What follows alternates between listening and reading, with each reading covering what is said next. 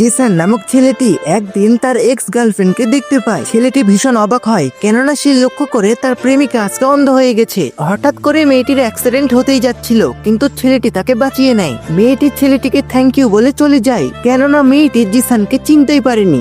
আসলে আজ থেকে ঠিক 6 বছর আগে মেয়েটি জিসানের সাথে ব্রেকআপ করে নেয়। জিসান মনে করেছিল হয়তো সে গরিব, তাই মেয়েটি তার সাথে ব্রেকআপ করেছে, কিন্তু সত্যটা সম্পূর্ণ উল্টো ছিল। আসলে মেয়েটির বাবা মা মারা যায় এবং তার সমস্ত সম্পত্তি তার আঙ্কেল আন্টি লুট করে নেয়, যার কারণে মেয়েটি চাচ্ছিল না যে তার কষ্টে ভরা জীবনে ছেলেটি থাকুক। কিন্তু সেই দিনের পর থেকে ছেলেটি মেয়েটিকে ভুল বুঝতে থাকে। এমনকি ছেলেটি মনে করছিল হয়তো সে গরিব, তাই তার সাথে মেয়েটি এমন করেছে। কিন্তু আজকে কেন জানি ছেলেটিরও একটু খারাপ লাগে। ছেলেটি দেখতে পায় একজন ওয়েটার মেয়েটিকে একটি ঘরে নিয়ে যাচ্ছিল। সে তাদেরকে ফলো করে এবং সেই ঘরে দেখতে পায় মেয়েটি তার পায়ে একা একা ব্যান্ডেজ লাগানোর চেষ্টা করেছিল। জিসান মেয়েটিকে উপরে বসায় এবং বলে, তুমি চুপ থাকো, আমি তোমাকে সাহায্য করছি। কিন্তু এবার মেয়েটি তার কণ্ঠ শুনে বুঝে ফেলে এবং তাকে প্রশ্ন করে, আপনি কি জিসান? নেক্সট পার্ট দেখতে চাইলে সাবস্ক্রাইব করো।